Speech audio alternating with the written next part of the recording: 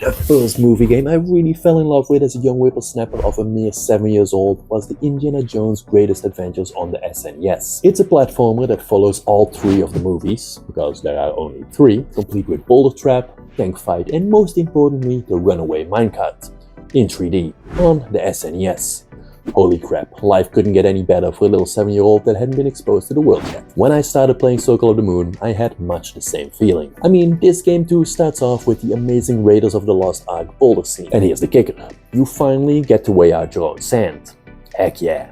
And I have to tell you, it's a lot harder than it looks. So far, I've replayed this level 23 times, but I haven't gotten it right yet. All kidding aside, I love this game. But let's get to performance on the Steam Deck. So yeah, you probably shouldn't be playing this on the Steam Deck. I usually am the first person to recommend something on this beautiful little handheld of legends, as I'm, let's just say, pretty much immune to any kind of stuttering or visual downgrades as long as I get to play my games on the go. But even for me, this is one bridge too far. Right when you started the game, low settings at 800p, the jungle looks... what's the word I'm looking for here? What the hell is even that? There's literally shimmering and running pixels everywhere, weird graphical artifacts, and it just overall looks bad. But that's nothing compared to this. It's probably not a big deal for some people, but these weird glowing green eyes just really ruined the experience for me. Everything just looks so comical, I can barely play it. I tried a bunch of different settings, but as it turns out, the game uses mandatory hardware ray tracing that doesn't play well with the Steam Deck. Increasing resolution actually helps a bit, but as you might imagine, there's another opponent in this fight.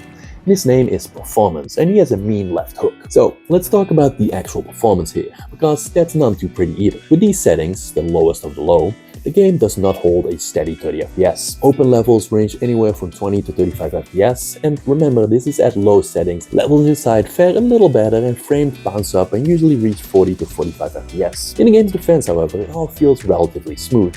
Even at 20 FPS, I didn't see much in the way of stutter, and without those darn creepy glowing green eyes, I might have been able to overlook this. Although I had to stare at this 20 FPS map screen for a little too long. So the Steam Deck is a no-go. But for good measure, I also tried this on the Ally. And I have to say, pretty much all my Steam Deck complaints, especially those glowing eyes, are resolved, if not at least better. This is 900p and medium settings. As you can see, the overall fidelity looks very decent. Most of the running pixels and weird artifacts are gone on this higher resolution. Or maybe it's a Windows versus Linux ray tracing thing? If anybody knows, I'd be curious to understand what exactly the difference is here. Performance too, maybe not completely stable at 30 FPS, there's definitely drops below, but overall it's very playable, and as with the Steam Deck, even drops feel relatively smooth. I tried both higher and lower settings, but neither had very good results. Higher led to the game crashing due to VRAM limitations, and lower resulted in a lot of the weird graphical glitches coming back. Even dropping the resolution from 900p to 800p is a drastic difference in graphical fidelity, so I'd rather play this at a slightly unstable 900p medium and hand in some of the performance, and that's probably how I'll be playing this. I have to say though, I love this game so much. This is really a game for people stuck in a 9-to-5 who want to act out their Indiana Jones fantasies. My point, go play this game already.